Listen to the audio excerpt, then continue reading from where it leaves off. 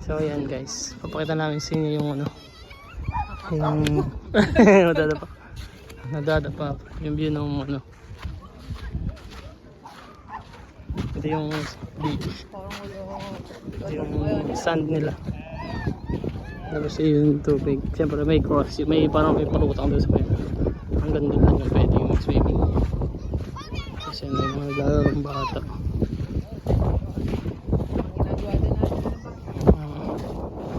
Sand. Tapos yan guys, maluwag dito, maganda. Malamig.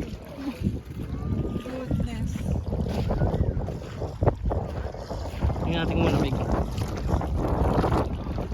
Malamig pero pwede na. Kung nakababad ka na kasi mawawala na yung lamig.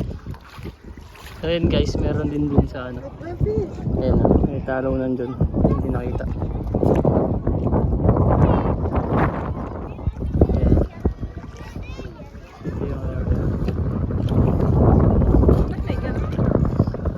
Para ano, hindi ko din alam kung para saan. Siguro guide sa mga bata, gano'n. So yan.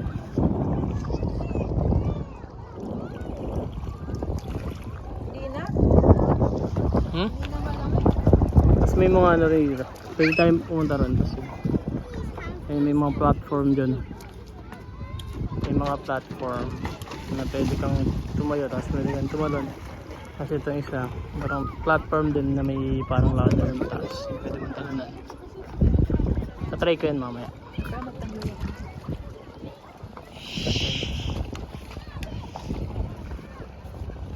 Ayun lang yun ang ating place. Mas maganda yung lugar natin.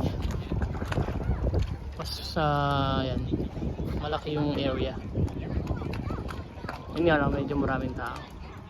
Kasi binibenta namin na last time, konti lang yung tao, maliit lang yung area.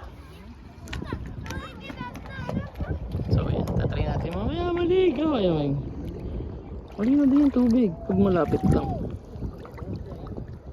pero pag lumalim ka na medyo mag-dark na yung ilalim.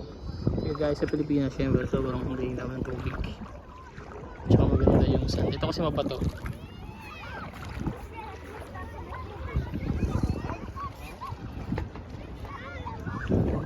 Sakto maaraw. Kanina yung weather kasi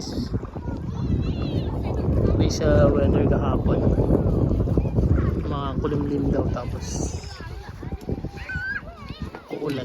Pero mamaya, parang mamaya pang hapon yung ulan. So enjoy muna namin yung araw.